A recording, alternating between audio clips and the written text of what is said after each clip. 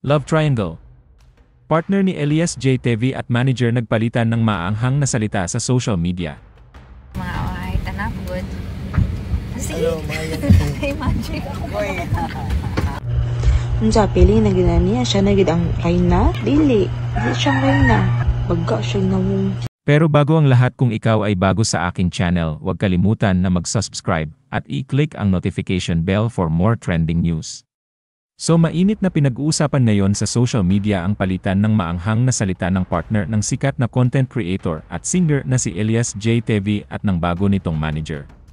Tila naiipit si Elias sa pagitan ng dalawang nag-umpugang bato dahil sa issue na, di umano, pinagsiselosan ng kanyang partner na si Abigail Karikitan ang kanyang manager na si Beverly, kaya kanya-kanyang buwelta ang dalawa sa social media.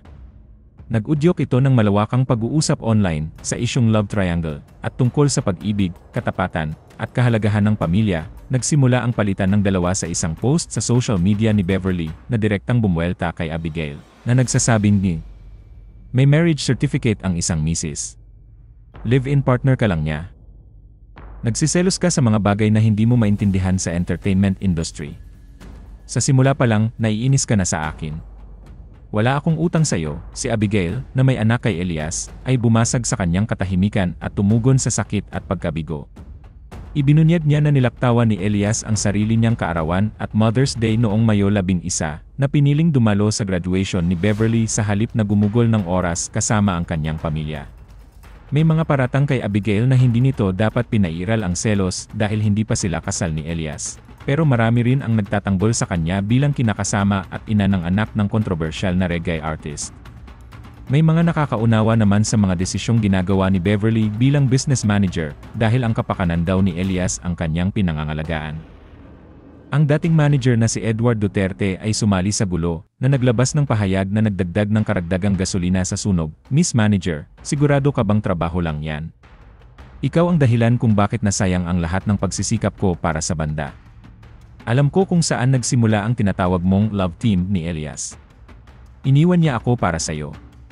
May asawa man o hindi, si Elias ay isang ama at ang gulo na ito ay sinira ang kanyang pamilya. Mayong Lunes, Hulyo 7, binasag ni Elias ang pananahimik sa pamamagitan ng kanyang mga Facebook post. Marami na raw kasi ang nakikisali sa naglalagablab na isyong kinasasangkutan nina Abigail at Beverly. Isinalin sa wikang Tagalog ang Cebuano dialect na paliwanag ni Elias para higit na maunawaan ng publiko ang panig niya. Ayon kay Elias, malaking bahagi ng kanyang tagumpay ang partner niyang si Abigail dahil hindi raw siya nito iniwanan kahit noong walang-wala sila.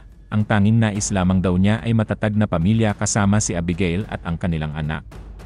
Pinabulaanan din ng singer na may namamagitan sa kanila ng kanyang manager na si Beverly higit sa pagiging magkatrabaho. Sa simula pa lang, hindi na ako tumutugon sa mga bashers o komento na ginawa tungkol sa akin dahil lagi kong pinipiling manahimik.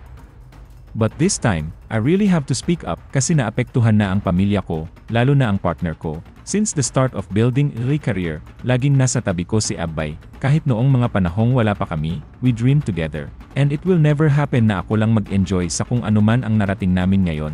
Ang lahat ng pinangarap ko ay magkaroon ng matatag na buhay kasama ang aking pamilya, kasama sina Abigail at Apollo.